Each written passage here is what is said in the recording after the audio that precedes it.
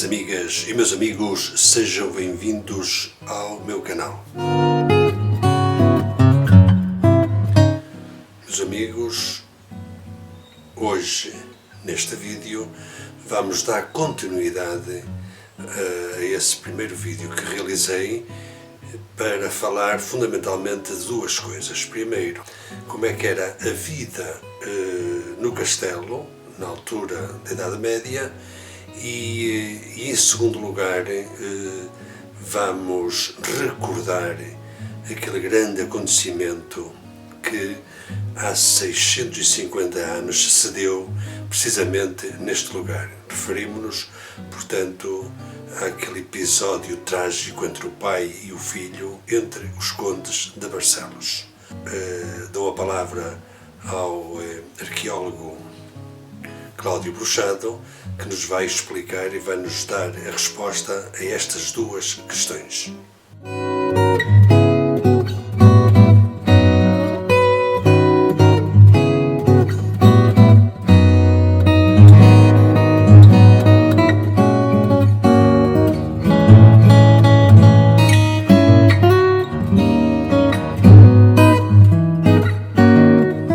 Vivia muita pouca gente no castelo.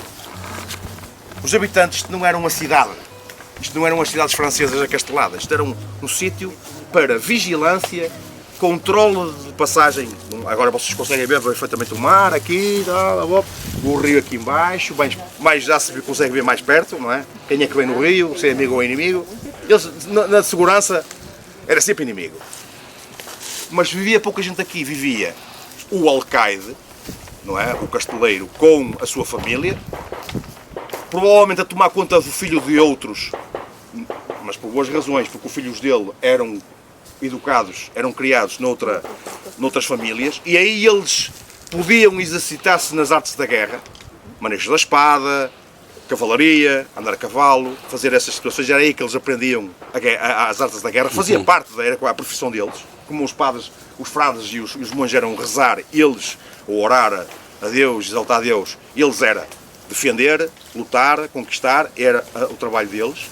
E ao mesmo tempo tinham um ou dois ofícios que eram essenciais à manutenção do castelo.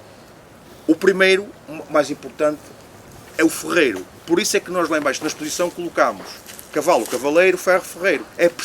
São as duas coisas essenciais na vida de um castelo. Nós temos que ter um guerreiro que saiba a estratégia militar e que seja um bom guerreiro, e temos que seja um bom comandante, porque os soldados não havia serviço militar. Havia um serviço militar que era obrigatório, mas que era sazonal. Homens de cada uma das paróquias à volta do castelo, um homem por paróquia, tinha que ficar a dar um serviço durante uma semana. Fazer vigilância, manutenção do castelo, estar cá. E depois ia à sua vida e era tocado por outro. E todos os habitantes da terra eram obrigados a dar um dia de serviço por ano ao castelo. Chama-se isto Ius Crenelandi, direito crenelando, das crenelações, que era transportar pedra, cortar madeira, trazer madeira do outro lado, trazer água para a cisterna. E a cisterna onde é que era? Era dentro da torre. Era no tanque. Era o tanque. Mas não era uma piscina. Deviam ser vasos de água, cerâmicos. Nós temos muitos. A cerâmica mais representada aqui, que aparece na Idade Média, é panelas, com textos, panelas, potes. Não há potes de ferro, tudo em barro. E cântaros. Cântaros temos centenas de fragmentos. De peças diferentes. Portanto, não estamos a falar, cada cântaro deve dar para aí umas 200 fragmentos. Portanto, façam umas quantas. E é o mais presente porque era necessário para trazer água cá para cima, porque não havia uma enchente de água. E tinha que haver água.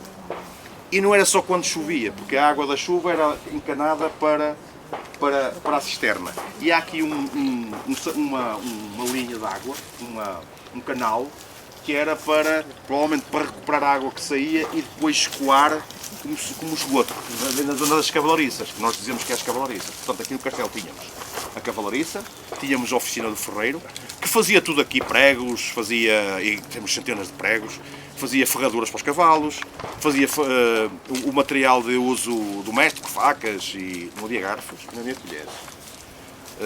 É possível que houvesse colheres de madeira, mas era tudo muito reduzido. E quando nós vamos dar aquela exposição, tem aqui isto, não sei o quê, podia ter mais coisa. Não, era isto, não havia mais.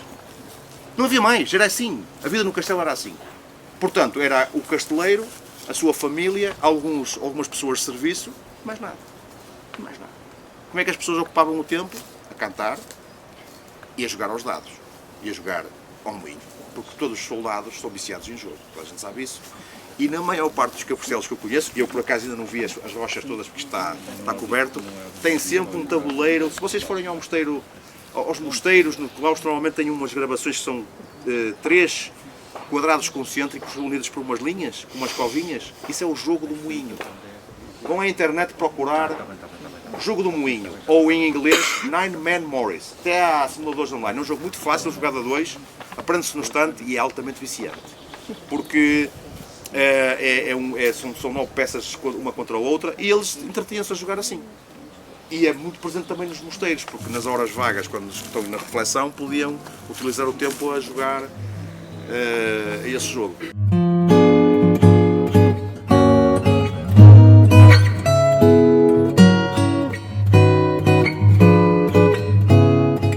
Em 1369, o Henrique de Castela quer ocupar o trono ocupado pelo seu irmão Pedro. Pedro era um camarada simpático chamado Pedro o Cruel. E então eles eram filhos do rei Afonso... IV. Não era Afonso IV. Não. Era Afonso XII ou Afonso XIII. Era Afonso XIII. Era para aí uns números já... Não, Afonso XI, que era o neto do Afonso X, e eles eram bisnetos. Ele tinha 2 filhos bastardos, o filho legítimo morreu e esses 2 bastardos entraram em guerra.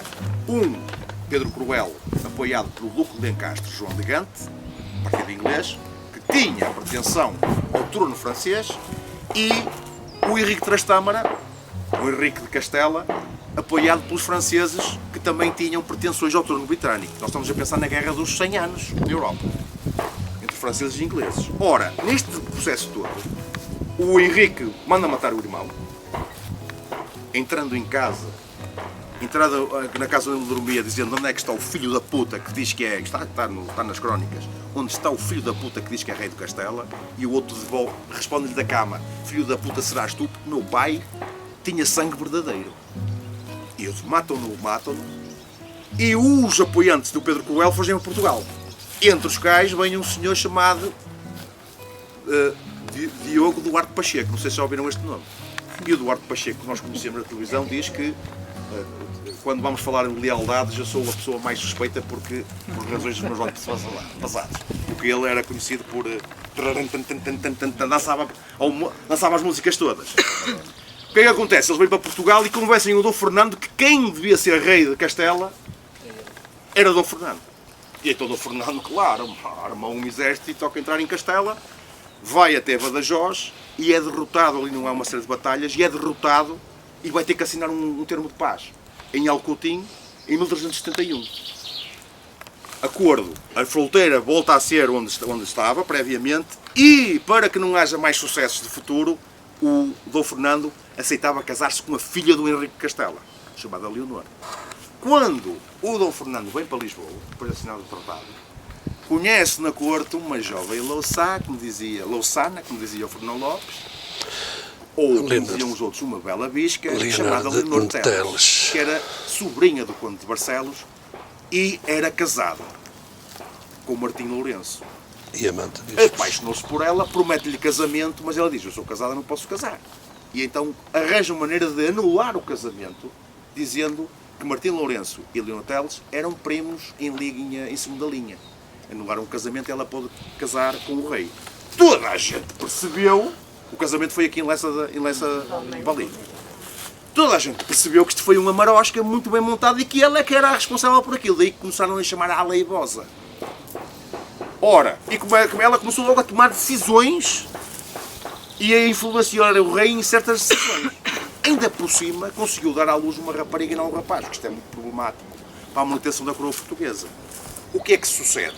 O Henrique de Castela, quando lhe chega a notícia que o Dom Fernando casou com uma Leonor e não era a dele, manda invadir Portugal outra vez, invade por Elvas e vai para Lisboa, cerca Lisboa e manda o exército da Ana Galiza entrar pelo norte para atacar o Porto. Cercando o Porto e Lisboa, perdem-se as duas maiores cidades do país e ele podia usurpar o trono português. Ia-se perder a nacionalidade dessa forma. O que é que acontece? As guarnições dos castelos a norte do Douro juntam-se, a norte do Douro, mas litoral, juntam-se, fazem um pequeno exército comandado pelo Duque de Ceia e vão ao encontro do exército castelhano que está-se a aproximar de Barcelos. E nessa zona, na Veiga, ou do lado dos Feitos, Vilar do Monte, ou do lado de Carapeços, houve um combate. Não estamos a falar de 10 mil contra 100 mil, devem ser uns 500 contra uns 1000 contra 500, pá, aí. Os portugueses começam por estar bem na batalha, mas depois já há um volte-face e são, muitos fogem, outros morrem, outros são aprisionados. E como dizia um miúdo no conservatório outro dia, conclusão, quem não marca sofre. Aprisionam o alcaide Nuno Gonçalves do Castelo de Faria, reconhecem-no como tal, e ele, percebendo que vai haver uma chantagem para o filho, Gonçalo de Nunes, que ficou como alcaide do castelo, diz ao Pedro Rodrigues Sarmento, que é o comandante das tropas, e diz-lhe: leva-me ao castelo que eu entrego-te o castelo. Eles trazem o Nuno Gonçalves até lá abaixo, mandam chamar o filho, e o Nuno Gonçalves faz-lhe aquela retórica toda que toda a gente aprendeu na escola: sabes tu, Gonçalo Nunes, de quem é este castelo? Vai exortar o filho a dizer-lhe que o dever do alcaide é defender o castelo, nem que morra a defender as portas e o castelo, e que por isso o incumba ele, alcaide de Faria, que é agora, defender o castelo. Nem que lhe o vissem dar feridas cruéis e até a morte, ele seria amaldiçoado para a eternidade no inferno se os inimigos entrassem no castelo e não tropeçassem no cadáver dele, o cadáver do Gonçalo Nunes. Matam o pai à frente do filho. O filho, apesar de estar desesperado, defende o castelo com a população que tem cá dentro. Entretanto, o cerco limpa-se porque acabou a guerra em Lisboa, e que nós sabemos como é, acabando a guerra em Lisboa não há vontade de fazer guerra nenhuma. E destrói-se parcialmente o Castelo de Faria. A torre que existia junto àquela entrada onde nós passámos ficou destruída. Encontraram-se entre os escombros das escavações arqueológicas restos do maxilar da detenção de um cavalo e ossos humanos, com moedas de Dom Fernando junto. Portanto, naquele nível de destruição há elementos que nos comprovam que há essa destruição. Recuperaram-se muitos pelouros de catapulta, bolas de pedra bastante pesadas. Nós temos lá no depósito 47 pelouros e há mais uns espalhados por aí. E o castelo ficou parcialmente arruinado. Barcelos era uma vila em crescimento e o foco administrativo muda-se. Gonçalo Nunes, como é agraciado pelo rei com um cargo eclesiástico, porque ele renuncia à vida militar e torna-se abade de Santa Eulália de Rio Corvo, que havia lá um mosteirito, que depois acabou, nos finais do século XV já não existia, e isto é conhecido como o feito dos alcaides de Faria. Ocorreu precisamente há 650 anos. Em 1373, e é isso que nós comemoramos neste ano, e é sempre bom recordar, porque se o rei falhou à palavra que tinha dado, o seu peão não. Miúdos também dizem no final: é por isso que eu nunca faço promessas, para não ter que as cumprir. Dito ontem, esta foi fresquinha. Os seus putos não enganam, certo? Portanto, moral da história, estou muito bem instruído. Moral da história, quem não marca sofre, e não prometer nada que não possa cumprir.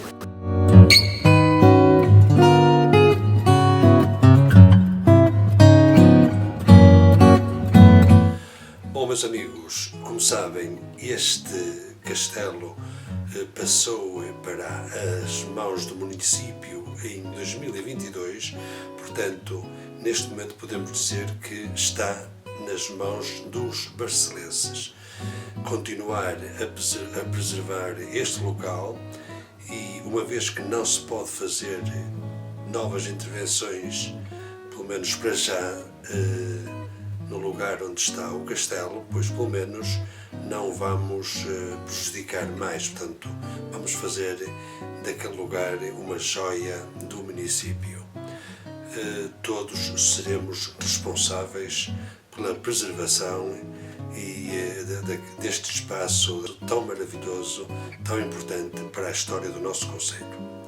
Meus amigos, se gostaram, pois coloquem o vosso like, façam os vossos comentários, subscrevam o canal, porque eu por cá vou continuar a falar deste património valiosíssimo que temos no concelho de Barcelos. Até lá, um abraço, fiquem bem.